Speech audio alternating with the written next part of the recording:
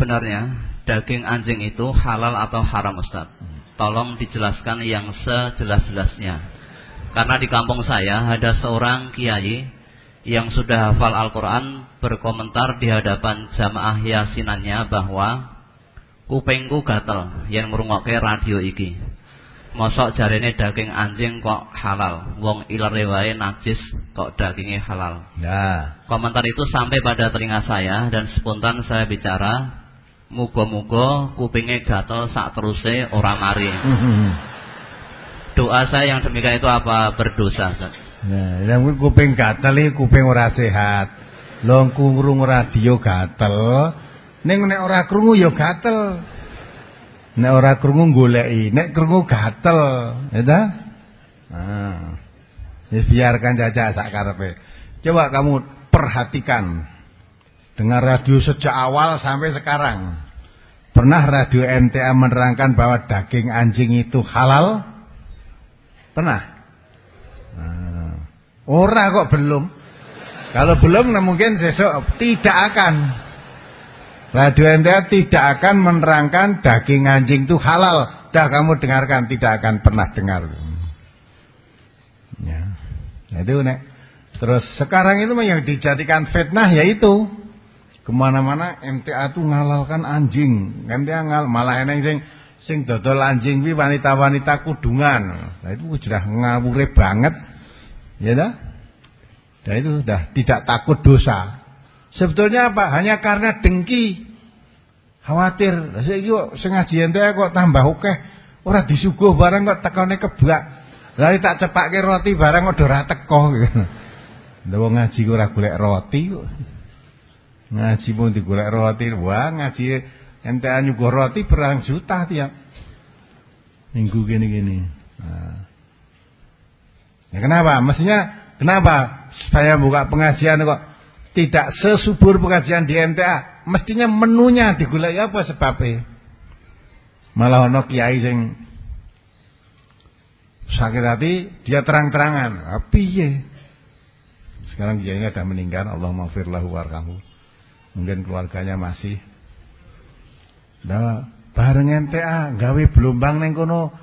Iwak ning blombangku melumpat ning blombang MTA kabeh. Gitu loh. Itu ngomong sendiri gitu. Nek kudune mikir, lah iwakmu ning blombangmu kok melumpat ning MTA berarti ning blombangmu ora kopen. Gitu. Lah nggon MTA kopen di situ. Ya, jadi semua hanya karena dengki, iri hati. Dengki itu apa toh? Dengki itu perasaan tidak senang kalau melihat saudaranya dapat kenikmatan, maju, usahanya sukses. Tidak suka.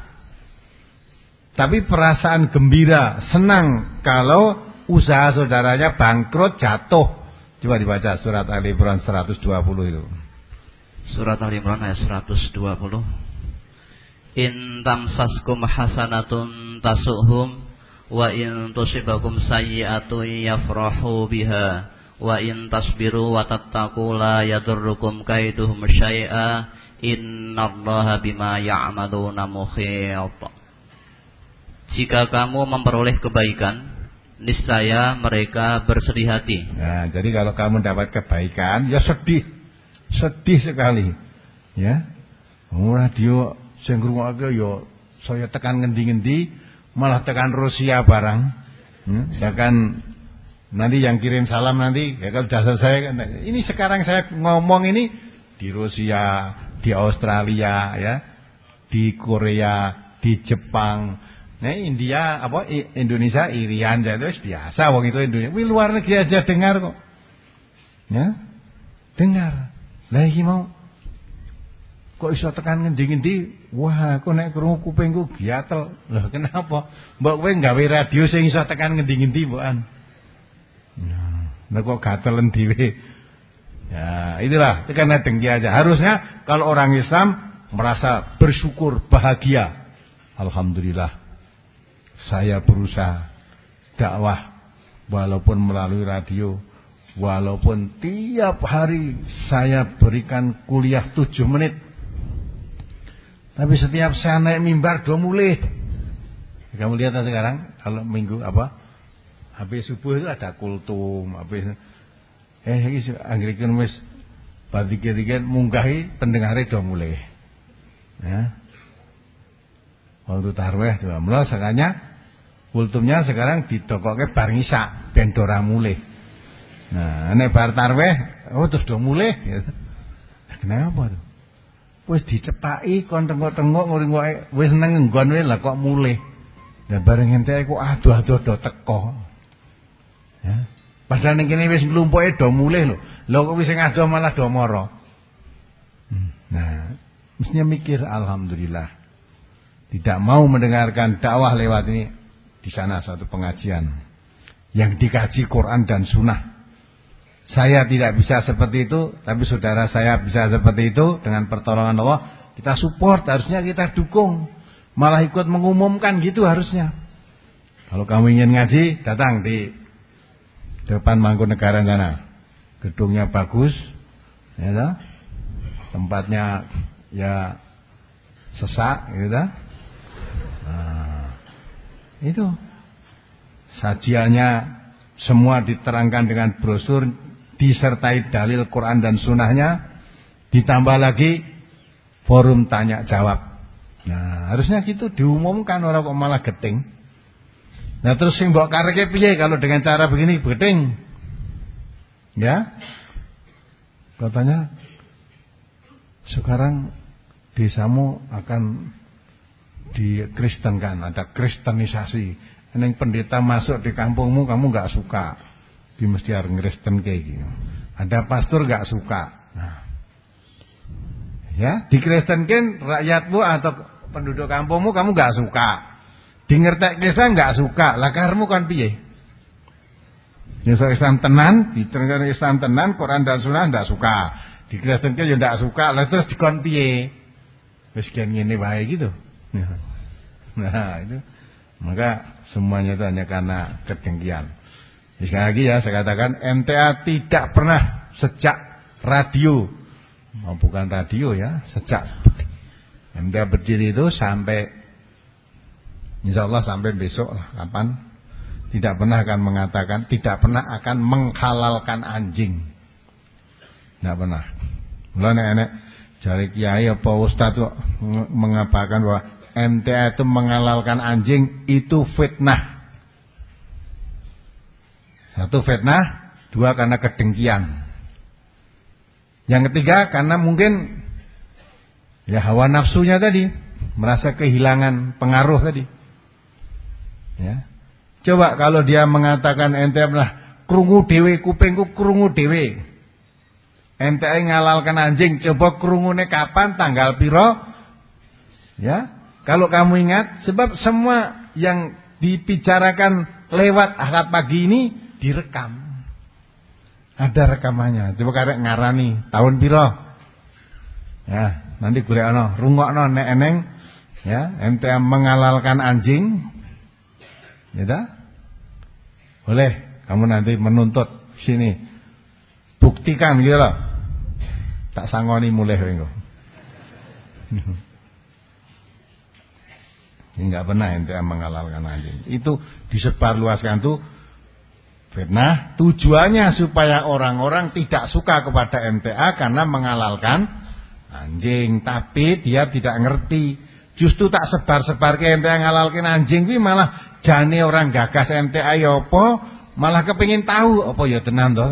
MTA ngalalkan anjing malah do teko. Ya karmu gendo mlayu malah do teko. Nah, kebalik kan? Nah, maka itulah jangan bikin fitnah. Itu belum lagi hukuman. Orang fitnah itu kata Allah, innalladzina fatanul mu'minin wal mu'minat tsumma lam yatubu falahum adzabul jahannama walahum adzabul hariq. Ya. Orang yang memfitnah orang-orang mukmin baik laki maupun perempuan tidak bertobat akan diberikan siksa oleh Allah. Ya, siksa jahanam dan siksa yang membakar. Dibaca itu surat Al-Buruj ayat 10 itu. Surat Al-Buruj nomor surat 85 ayat 10. Innal ladzina fatanul mu'minina wal mu'minati tsumma lam yatubu falahum 'adzabu jahannam wa lahum 'adzabul khariq. Sesungguhnya orang-orang yang mendatangkan cobaan kepada orang-orang yang mukmin laki-laki dan perempuan, kemudian mereka tidak bertaubat, maka bagi mereka azab jahannam dan bagi mereka azab neraka yang membakar. Ya, ya kan? Fitnah. Terus yang lain ikut mendengar kata ini, oh ente ngalalkan anjing, krungu nyebarkan, ente ngalalkan anjing, krungu nyebarkan. Nah itu dia hanya mendengar berita dari mulut ke mulut, menyampaikan berita tadi dengan mulutnya juga. Ya. Padahal dia tidak mengetahui sama sekali. Dikiranya menyebarkan berita bohong dari mulut ke mulut yang tidak ngerti yang sebenarnya tadi, anggapannya enteng ya, metu ka mulute cul-cul enteng wae. Kaya-kaya ora enek apa-apa, padahal bahwa indallahi azim. Di sisi Allah penyebaran berita bohong itu perkara yang besar. Dibaca surat Nur, biar ingat lagi surat An-Nur. Ayat 15, ayat 16 berapa itu dibaca. Surat An-Nur nomor surat 24 ayat 15. Iz talaqawnahu bi alsinatikum wa taquluna bi afwahikum ma laysa lakum bihi ilmu wa tahsabunahu hayyina wa huwa 'indallahi 'azim. Ingatlah di waktu kamu menerima berita bohong itu dari mulut ke mulut, dan kamu katakan dengan mulutmu apa yang tidak kamu ketahui sedikit pun juga, dan kamu menganggapnya suatu yang ringan saja, padahal dia pada sisi Allah adalah besar. Ya, kamu mendengar berita dari mulut bicara. Ya, mulut bicara tadi kalau ditanya, apa kamu tahu toh? Apa betul MTA mengatakan menghalalkan anjing? Betul, kamu tahu sendiri. Yang bilang teman saya. Oh, dari mulut temannya dah.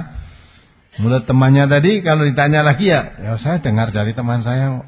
Katanya teman saya begini, katanya teman saya begini. Nah, hanya katanya terus kamu menyampaikan berita dengan mulutmu juga. Nanti orang yang dengar dari mulutmu juga katanya teman saya. Nah, sehingga dasarnya hanya katanya. Padahal yang paling dibenci oleh Allah itu orang yang hanya dasarnya qala wakila. Wes katanya. Padahal Islam itu jelas. Kenapa kamu katanya? Ya. Sebelum kamu menyampaikan yang kamu dengar tadi, kenapa kalau memang kamu tidak percaya atau kamu ingin tahu kebenaran, mengapa tidak tanya aja yang dikabarkan? Kabarnya MTA ya menghalalkan anjing, malah yang menjual sate anjing itu wanita-wanita kudungan, katanya begitu. Mbok cek saja ke sini. Meneng-meneng merasa ngomong sih. Meneng-meneng datang di waktu malam atau siang malam, cari orang yang jual sate anjing ini sing kudungan neneng ora itu. Nanti kalau kebetulan ketemu yang kudungan, tekoni. Kamu orang MTA ya, tekoni. Tekonan. Kamu sampai mati kamu enggak akan ketemu. Ya. Jadi yang cerita itu belum pernah datang, belum pernah tabayun, sudah mengabarkan. Maka Allah katakan in ja'akum fasikum binaba'in. Nah itu ya. Fasikum binaba'in fatabayyanu. Kalau ada orang fasik datang membawa berita, uji dulu kebenarannya. Jangan cepat kamu mengkabarkannya. Wah, itu bukan orang fasik kok. Yang mengabarkan itu ustaz kok. Nah, untuk mengetahui itu fasik apa tidak, beritanya. Kalau beritanya tadi tidak benar, berarti ustadznya tadi ustadz fasik. Jangan kamu percaya. Nah, mestinya dalam petunjuk Quran itu kalau mendengar berita, apa sikap yang harus diambil, bagaimana? Ayat berikutnya itu. Walaula idz sami'tumuhu qultum ma yakunu lana an natakallama bihadza subhanaka hadza buhtanun 'adzim. Dan mengapa kamu tidak berkata di waktu mendengar berita bohong itu, sekali-kali tidaklah pantas bagi kita memperkatakan ini. Maha suci Allah ya Tuhan kami, ini adalah dusta yang besar. Nah, itu kan. Mestinya kalau kamu diajak bicara, apa benar? Nenggone wong akeh itu malah ya, ustaznya tadi ngomong malah nerangke nenggon pengajian. Mestinya kamu yang mendengar itu ya, ditanya oleh mengapa kamu ketika mendengar berita bohong tadi kamu tidak berprasangka baik kepada saudaramu yang diberitakan itu? Mengapa kamu tidak mengatakan kepada yang berkata itu, oh tidak mungkin, tidak pantas kamu bicara itu, karena kamu tidak tahu, itu mesti berita bohong, harusnya begitu sikapnya. Ya, jadi kalau ada orang dengar berita itu mesti tanya, apa betul Pak Ustadz, kamu dengar sendiri MTA itu menghalalkan anjing?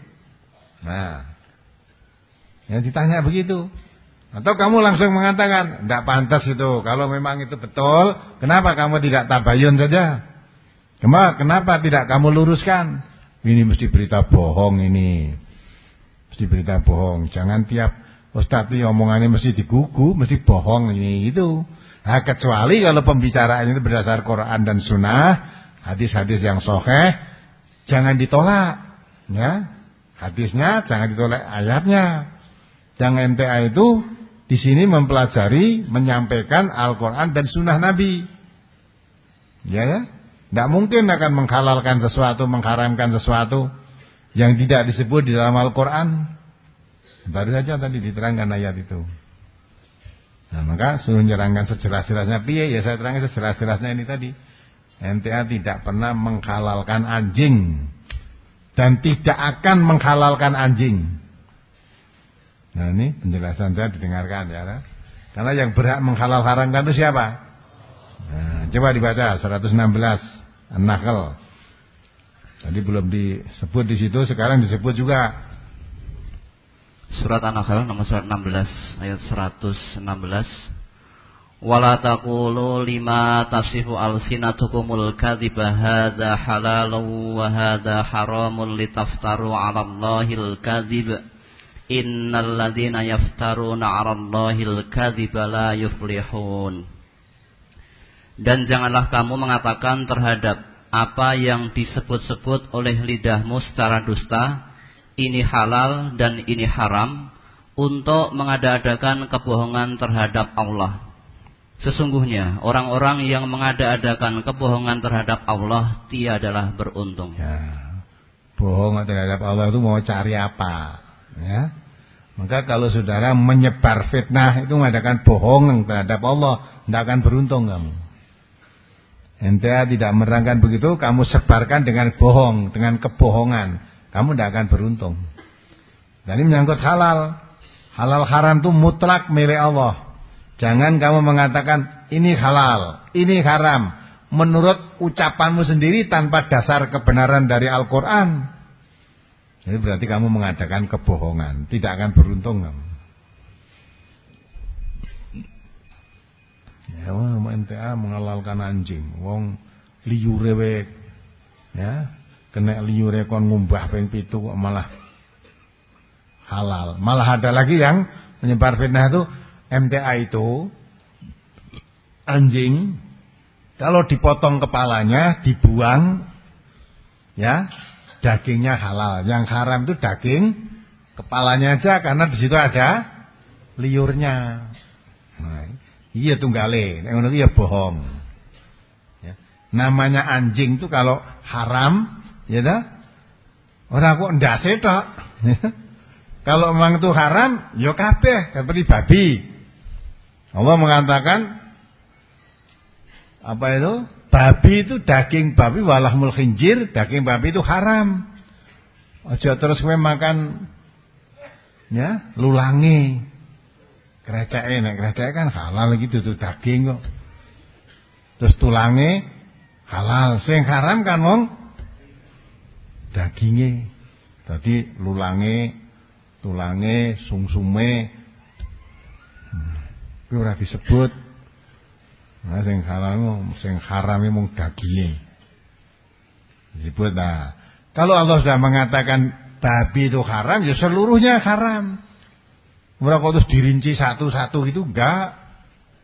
Mengapa kok disebut dagingnya? Sebab yang biasa dimakan orang itu daging. Ya, yang biasa makan tulang itu siapa? Anjing, gitu. Mulane anjing tidak ada halal haram. Ya, manusia mulai babi mesti sing dipangan apanya? Pokok mesti dagingnya. Ada juga yang mangan tulang, itu tambahan. Nanti nek entek itu mergo nggon tulang iki nek dagingnya dikrokoti itu loh. Dikrokoti itu dah. Nah, sebetulnya yang dicari dagingnya. Maka itu kalau babi itu haram ya secara keseluruhannya, termasuk lemaknya. Itu haram. Jangan terus kita sok pinter ning malah bodoh. Ya. Nah, gitulah, maka sekali lagi saya tekankan, MTA tidak pernah menghalalkan anjing. Maka kalau orang yang mendengar telinganya gatal karena MTA menghalalkan anjing, lah mudah-mudahan ini jadi obat gatal. Oh, krungokke lagi ya. Oh, tiba MTA orang ngalalkan anjing, wis saiki ora gatel neh. Mudah-mudahan obatnya gampang wae to. Nah, iwa dhewe ngono jek gatel, Allah kuwi monggo. Ayo udah mangati itu susah. Hati itu kalau kotor ngresiki-ine angel. Ya, maka tidak bisa. Makin diterangkan ayat-ayat Quran tidak tambah imannya, tapi rijsan ila rijsihim, tambah saya tambah kotore. Fi qulubihim maradun fazadahumullah marado. Kalau hati itu berpenyakit, diterangkan ayat Quran, tambah penyakitnya.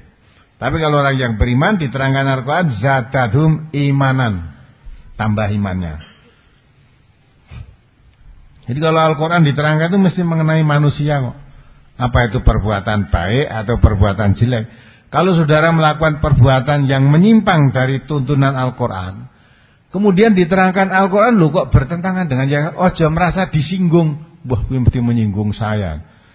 Mu kok nyinggung saya terus loh. Justru kalau kamu disinggung oleh Al-Quran, ternyata perbuatanmu menyimpang dari Quran, tinggal tanya dirinya, saya orang beriman apa tidak? Kalau saya orang beriman, apa yang saya lakukan ternyata bertentangan dengan ayat Quran yang diterangkan tadi. Saya berhenti dari perbuatan saya ikuti Al-Quran. Itu namanya tambah imannya. Ya. Tapi kalau disentuh dengan Al-Quran, loh ini kok nyerang saya terus. Nyerang saya terus.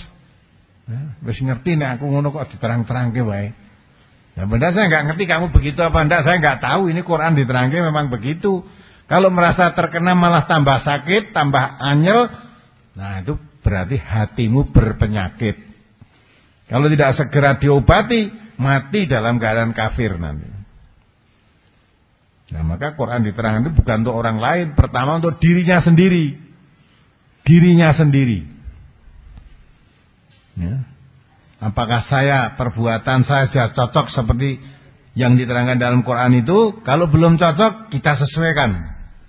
Karena Nabi kita memerintahkan ikuti Quran, kemana saja Quran membawa kamu. Ya, ikuti. Duru ma kitabillahi haitsu madaro. Perbuatan saya tidak cocok dengan Al-Quran, harus saya rubah perbuatan saya sesuaikan dengan Al-Quran. Jangan kalau perbuatannya tidak cocok dengan Quran, Qurannya yang untuk mengikuti dirinya. Quran kamu seret di belakang, hawa nafsumu yang depan mendorong kamu ke neraka nanti. Baiklah. Masih ada penyerahan jimat, San. Penyerahan jimat, mari. Dari Bapak Imam Punggawan di Solo, yaitu 1 keris jarik kawung, kemudian sebuah tasbih, ada kekuatan dari jin. Kekuatan dari jin ya, Pak. Orang Islam ada kekuatan kepada jin, la haula wala quwata illa billah, kekuatan dari Allah, kurang marem dari Allah, minta kekuatan dari jin, syirik kan begitu. Kemudian ya, ada semar panik untuk kekuatan. Semar dari timbel ini ya. Kemudian ada batu ake untuk memikat wanita. Berikutnya dari Bapak Sutarno Katipiro, Surakarta, pendengar radio Persada, ini menyampaikan 1 keris. Ya. Keris. Di wanita murah, dia ikat yang goyang ini bisa ya. Ya. Nah, keyakinan ini yang tidak betul, ya. Terus? Kemudian dari Bapak Arum Yusman, Wahyono Semarang, yaitu pertama semar mesem, kemudian yang kedua cincin pengasian, ini berupa batu akik, kemudian yang ketiga beberapa tulisan Arab raja. Khasiatnya apa itu? Khasiatnya tidak disebutkan saya. Ya, mari kita akhiri. Subhanakallahumma wa bihamdika asyhadu an la ilaha illa anta astaghfiruka wa atubu ilaik. Assalamualaikum warahmatullahi wabarakatuh.